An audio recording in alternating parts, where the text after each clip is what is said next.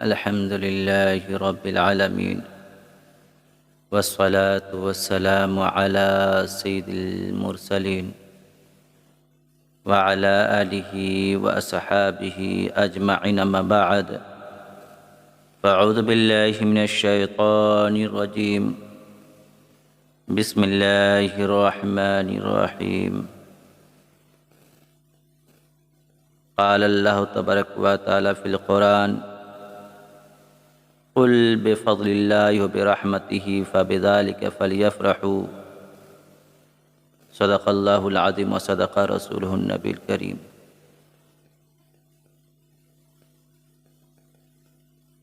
اللهم صل على سيدنا شفيعنا مولانا محمد بارك وسلم صلاة وسلاما عليك يا رسول اللہ صلی اللہ علیہ وسلم. یہ آیت مبارکہ کی تلاوت کرنے کا شرف جو ہم نے کیا ہے، جو دور چل رہا ہے، یہ مہینہ ربیع الاول شریف کا مہینہ ہے. میں آیت مبارکہ سے ان لوگوں کو دلیل دینا چاہتا ہوں جو لوگ مولود النبی کے منکر ہے، جشن عید میلاد النبی کے منکر ہے. آئیے بلا تاخیر قرآن ہی سے ہم پہلی دلیل پکڑتے ہیں. قرآن نے فرمایا: قل بفضل اللہ وبرحمتہ فبذلک فلیفرحوا. اے محبوب فرما دیجئے کہ اللہ کے فضل کے سبب، اللہ کے رحمت کے سبب اسے چاہیے کہ وہ خوشی منائے.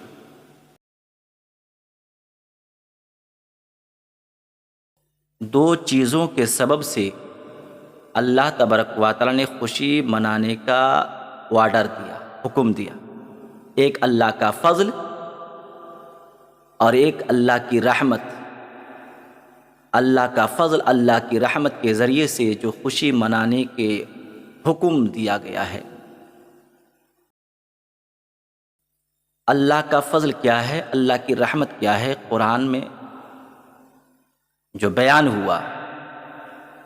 ہم فضل اللہ، اللہ کا فضل، اللہ کا فضل. الفضل کا معنی کیا ہے؟ منجد ڈکشنری میں ہم جب دیکھتے ہیں وہاں الفضل والاحسان کا معنی ہے، اور جب دوسری ڈکشنری میں، دوسری لغت میں ہم دیکھتے ہیں تو وہاں الاحسان المنن، وہ بھی معنی احسان کا ہے. تو فضل اللہ، اللہ کا فضل. قرآن کی آیت کی تفسیر قرآن ہی کے ذریعے سے کرتے ہیں. یہاں میں نے جو بتایا الفضل والاحسان والمنن، تو منن کا معنی بھی احسان ہے. المنن، اللہ تبارک و تعالیٰ کی قرآن سے پوچھا جائے کہ اللہ کا فضل ہے کیا جس کے ذریعے سے ہم خوشی منائیں، جس کے سبب سے ہم خوشی منائیں، تو قرآن اعلان کرتا ہے: لقد من اللہ علی المؤمنین اذ بعث فیہم رسولا. تحقیق کہ اللہ نے مومنوں پر احسان فرمایا کہ انہی میں سے اللہ تبارک و تعالیٰ نے رسول بھیجا. تو اس آیت مبارکہ اور اول آیت مبارکہ، پہلی آیت مبارکہ کو اگر متن مانتے ہیں تو یہ اس کی تفسیر ہم کرتے ہیں. فضل اللہ کا مطلب اللہ کا فضل. فضل کیا ہے؟ فضل کی تفسیر کرتے ہیں: لقد من اللہ علی المؤمنین اذ بعث فیہم رسولا. تحقیق کہ اللہ تبارک و تعالیٰ نے تمہارے درمیان تمہیں میں سے ایک رسول بھیج کر کے احسان فرمایا. لہذا رسول کی آمد، رسول کا آنا، یہ ہم مومنوں پر اللہ کا بڑا احسان ہے. جب رسول کا آنا ہم مومنوں پر احسان ہوا، لہذا اس کے خوشی کے بارے میں اللہ تبارک و تعالیٰ نے فرمایا: فَلْيَفْرَحُوا، چاہیے کہ وہ خوشی منائیں. اب جو دوسری چیز برحمتہ کا ذکر ہے، برحمتہ کا مطلب کیا ہے؟ رحمت، اللہ کی رحمت کے ذریعے کے سبب سے خوشی منائی جائے. اللہ کی رحمت کے سبب سے خوشی منائی جائے تو قرآن ہی، یا اگر ہم متن مانتے ہیں تو دوسری آیت کریمہ اس کی تلاوت کرنے سے ہم تفسیر کر سکتے ہیں. دوسری تفسیر میں ہے، یعنی آیت کی دوسری رخ میں ہے وما ارسلناک الا رحمتا للعالمین، یہ محبوب ہم نے آپ کو بھیجا نہیں مگر رحمت للعالمین بنا کر، ساری کائنات کے لیے رحمت بنا کر کے بھیجا۔ لہٰذا اس آیت مبارکہ، پہلی آیت مبارکہ کی تفسیر ہو گئی کہ رسول ہم سارے جہاں کے لیے رحمت ہے، ہم مومنوں کے لیے رحمت ہے۔ لہذا دونوں باتیں، فضل اللہ سے مطلب بھی رسول کا آنا، اور یہاں پر برحمت ہی سے مطلب بھی اللہ کی رحمت یعنی اللہ کا رسول۔ دونوں آیت کے دونوں کڑی میں، دونوں رخ میں رسول پر دلالت کرتی ہے کہ رسول کی آمد سے ہم خوشی منائیں۔ یہ رہی بات آیت کو آیت ہی سے تفسیر کری۔ اب دوسری چیز ہم مفسرین سے پوچھتے ہیں، کیا یہ جو قل بفضل اللہ و برحمتہ کا ذکر ہے، اس سے کیا مراد ہے؟ تو ہم نے جتنی کتابوں کا مطالعہ کیا ان میں سے دو بھاگ کیے۔ ایک جماعت مفسرین کی ایک جماعت بولتے ہیں کہ فضل اللہ سے مراد اسلام اور رحمت ہی سے مراد قرآن، اور دوسری جماعت کے لوگ بولتے ہیں کہ فضل اللہ سے مراد اسلام اور رحمت ہی سے مراد رسول محمد صلی اللہ علیہ وسلم۔ لہذا مفسرین میں سے تمام پڑھے لکھے عالم جتنے بھی ہیں، اکثر و بیشتر سبھی لوگ جانتے ہیں کہ مفسرین کے بارے میں جب ہم بیان کرتے ہیں تو ہم رئیس المفسرین حضرت عبداللہ ابن عباس کو پاتے ہیں، اور اس میں اکثر لوگوں کا یہی قول ہے کہ رئیس المفسرین حضرت عبداللہ ابن عباس رضی اللہ تعالیٰ عنہما ہے۔ حضرت عبداللہ ابن عباس رضی اللہ تعالیٰ عنہ کی تفسیر میں سے ایک تفسیر میں یہ بھی ہے، جس کو صاحب کتاب روح المعانی اور صاحب کتاب الدر المنثور، ان دونوں مفسر نے حضرت عبداللہ ابن عباس رضی اللہ تعالیٰ عنہما کے قول کو نقل کیا اور فرمایا فضل اللہ العلم ورحمتہ محمد صلی اللہ تعالیٰ علیہ وسلم۔ یہی عین قول تفسیر روح المعانی بھی ہے۔ لہذا رئیس المفسرین حضرت عبداللہ ابن عباس رضی اللہ تعالیٰ عنہما کی تفسیر سے ہم نے جانا کہ رحمت سے مراد رسول محمد صلی اللہ تعالیٰ علیہ وسلم۔ خیر، اب دیکھا جائے کہ فضل اللہ و برحمتہ، اللہ کا فضل، اللہ کی رحمت کے سبب سے خوشی منانا، یہ خوشی منانا یہ فراح کا معنی ہے۔ فراح مانے خوشی، فلیفرحوا، چاہے کوئی خوشی منائے۔ لہذا خوش ہونا ربیع الاول شریف کی وجہ سے نہیں ہے، بلکہ اس ربیع الاول کے مہینے میں 12 تاریخ میں ہمارا آپ کے نبی محمد مصطفیٰ صلی اللہ علیہ وسلم تشریف لائے، جس کے سبب سے ہم خوشی مناتے ہیں۔ یہی جشن عید میلاد النبی کہلاتا ہے۔ جشن عید میلاد، جشن منا خوشی، اور میلاد النبی کا مطلب ہوتا ہے نبی کی آمد، نبی کی پیدائش۔ اب قرآن میں دیکھا جائے، اب اس میں ہم جشن عید میلاد النبی میں کیا کرتے ہیں؟ جشن عید میلاد النبی میں ہم رسول کا تذکرہ کرتے ہیں، قرآن حدیث کو پاٹ کرتے ہیں، لوگوں کو بتاتے ہیں، دین اسلام کی تبلیغ کرتے ہیں، رسول کے خصائل، ان کی عادات اور ان کی خصائل کو لوگوں کے پاس پیش کرتے ہیں، لوگوں کے سامنے رسول کی سیرت پیش کرتے ہیں۔ یہ نیکی کا کام ہے۔ لہذا ان چیزوں کے ذریعے سے ہم رسول کو یاد کرتے ہیں، رسول کا تذکرہ کرتے ہیں، اور یہ جو تذکرہ ہے یہ صرف ہم نے کیا نہیں، قرآن میں بھی ہے اس کا ذکر کہ رسول کا ذکر کرو۔ رسول کا ذکر کے بارے میں قرآن میں ہے سورہ مریم آیت نمبر 15 میں، آیت نمبر 15 میں اللہ تبارک و تعالی نے ارشاد فرمایا، سلام علیہ یوم ولد و یوم یموت و یوم یبعث حیا۔ رسول کا ذکر کرنا صرف ہم ہی کرتے نہیں، بلکہ حدیثوں میں آیا ہے، اللہ کے رسول صلی اللہ علیہ وسلم نے ارشاد فرمایا، تخلقوا باخلاق اللہ، تم اپنی عادت کو اللہ کے اخلاق کے مطابق کرو۔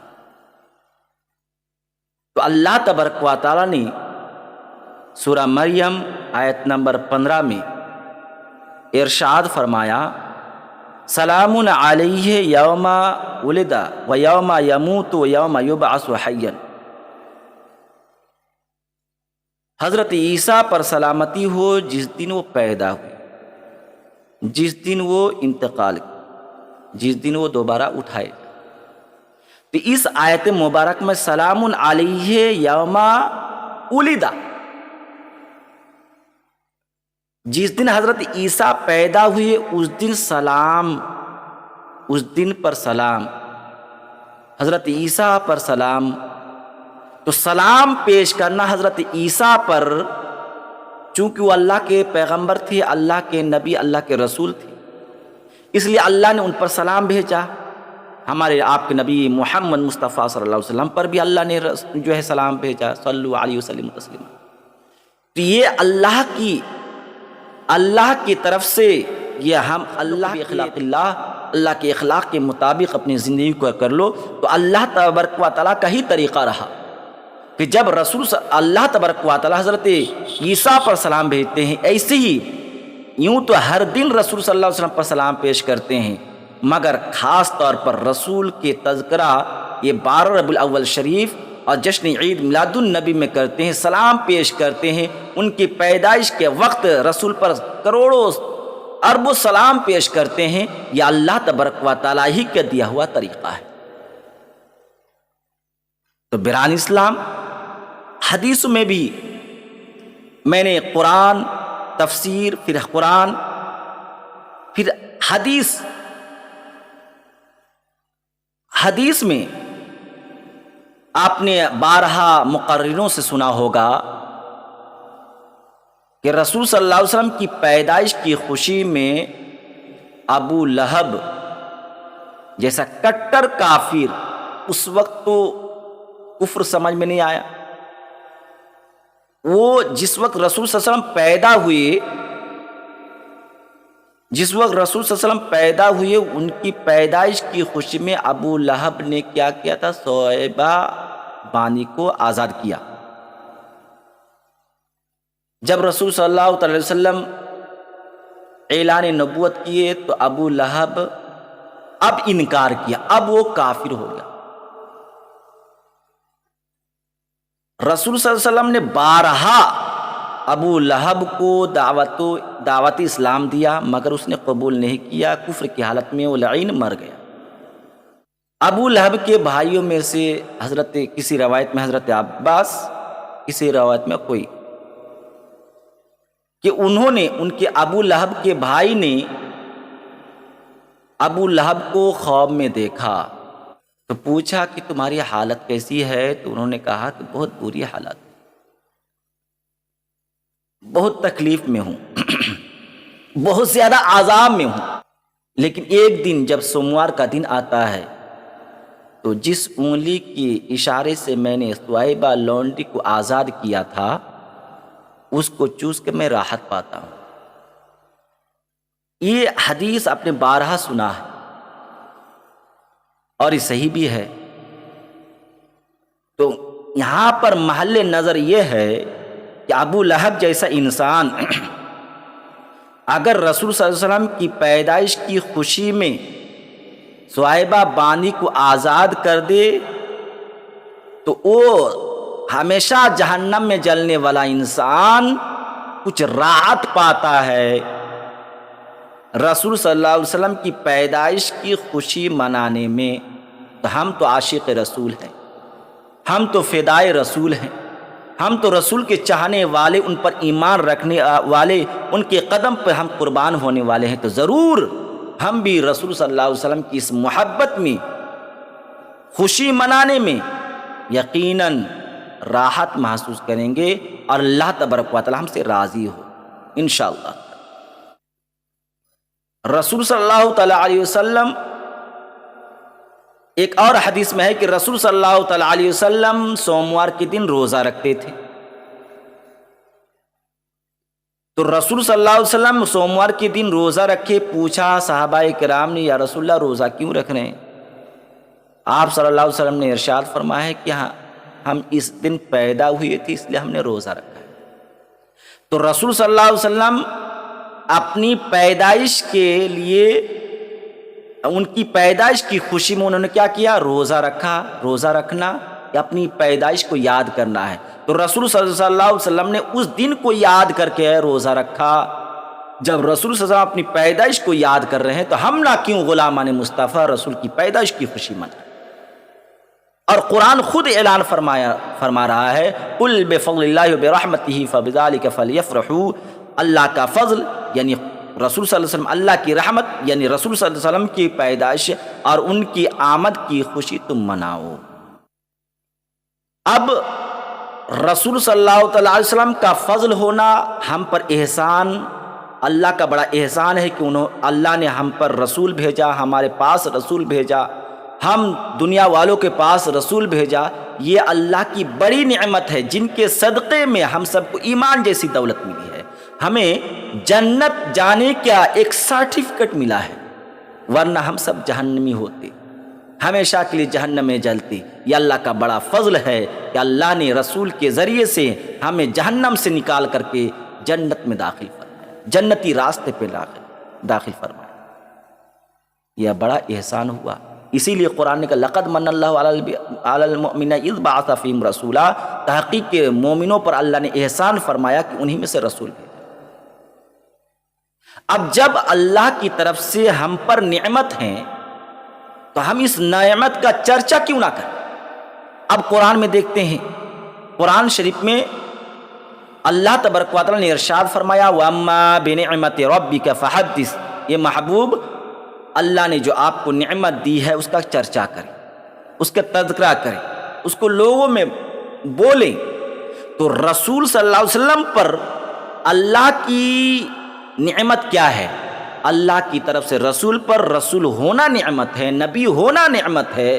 اس رسالت اور نبوت کو ہمارے آپ کے نبی محمد مصطفیٰ صلی اللہ تعالی علیہ وسلم لوگوں میں چرچا کر رہے ہیں، تبلیغ کر رہے ہیں، لوگوں کو دعوت و تبلیغ دے رہے ہیں، رسول کو بتا رہے ہیں کہ میں اللہ کا پیغمبر ہوں، اللہ کا رسول ہوں، اللہ کا نبی ہوں۔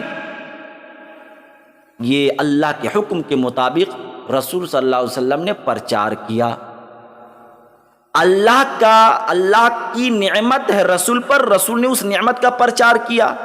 اب ہم مومنوں پر اللہ کی نعمت کیا ہے؟ رسول کے آنا، رسول کا آنا ہم مومنوں پر یہ نعمت ہے، لہذا اس قرآن کے اشارت النص سے ثابت ہوتا ہے کہ اللہ کی طرف سے جو نعمت ملے اس کا چرچا کیا جائے، لہذا رسول کا آنا ہم مومنوں کے پاس یہ نعمت ہے، اس کا بھی چرچا کر رسول کے آنے کی ہم خوشی منائیں، رسول صلی اللہ علیہ وسلم کی آمد کی ہم جو ہے چرچا کریں، ذکر کریں۔ یہی تو جشن عید میلاد النبی کا مطلب ہے، یہی جشن عید میلاد النبی کا مطلب ہے، یہی مولود النبی کا معنی ہے۔ خیر، پورے قرآن اور احادیث سے سمجھا گیا کہ جو ہم سنی حضرات رسول صلی اللہ علیہ وسلم کی پیدائش کی خوشی مناتے ہیں، 12 ربیع الاول شریف کو مناتے ہیں، رسول کا ذکر کرتے ہیں، رسول پر سلام پڑھتے ہیں، جلوس کرتے ہیں، یہ سب جائز ہے۔ اب کہیں گے کہ جلوس کہاں سے ثابت ہو گیا؟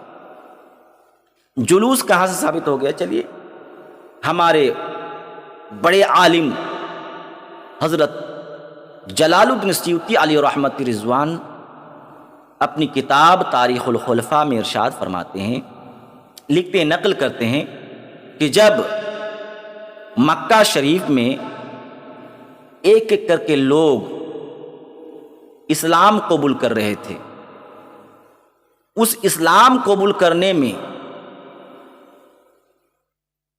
40واں نمبر حضرت عمر فاروق کا آتا ہے۔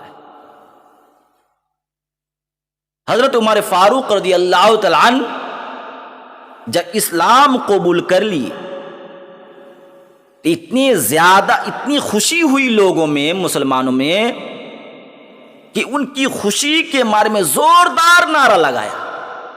اب غور کیے، کبرو، زوردار نعرہ لگایا، یہاں تک کہ اس کتاب تاریخ الخلفاء میں موجود ہے کہ وہ آواز پہاڑ سے گونجتی ہوئی مسجد حرام تک پہنچی۔ اب یہاں پر نعرہ لگانا جائز ہوا، کیونکہ رسول صلی اللہ علیہ وسلم کے صحابہ کرام نے حضرت عمر فاروق کے اسلام قبول کرنے کے سبب سے زوردار نعرہ لگایا، لہذا نعرہ ہم لگاتے ہیں، یہ جائز ہے۔ اب جلوس کے بارے میں کیا ہے؟ جب حضرت اس تاریخ الخلفاء کی کتاب علامہ جلال الدین سیوطی علیہ رحمت رضوان نے ارشاد فرمایا کہ وہ صحابہ کرام حضرت عمر فاروق کے مسلمان ہونے کی خوشی میں اب رسول صلی اللہ علیہ وسلم کی بارگاہ میں عمر فاروق نے فرمایا، یا رسول اللہ، یا حبیب اللہ، کیوں نہ ہم علی الاعلان تبلیغ کریں۔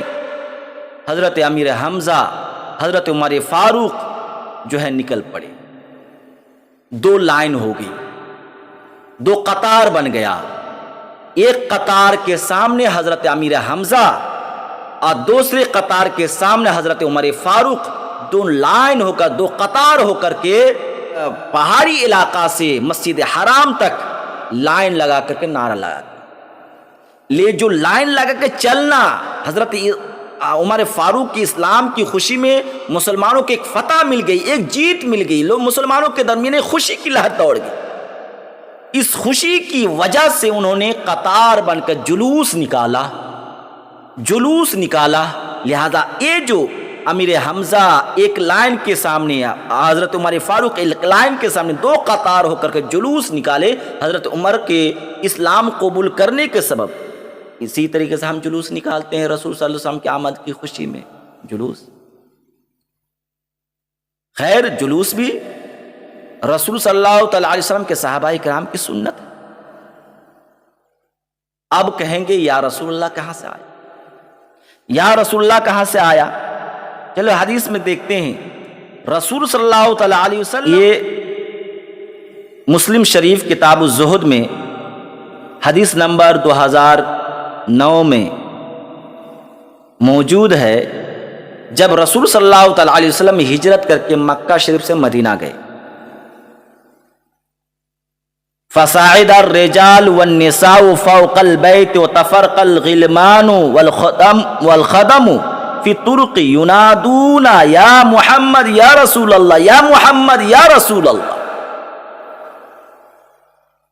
مسلم شریف کتاب الزہد حدیث نمبر 2009 میں یہ روایت موجود ہے کہ جب رسول صلی اللہ علیہ وسلم مدینہ شریف پہنچے تو وہاں پر جو مرد عورتیں تھیں چھت پر سے، بچے، خادم، ہر کوئی راستے میں آواز دے رہے تھے، یا محمد یا رسول اللہ، یا محمد یا رسول اللہ۔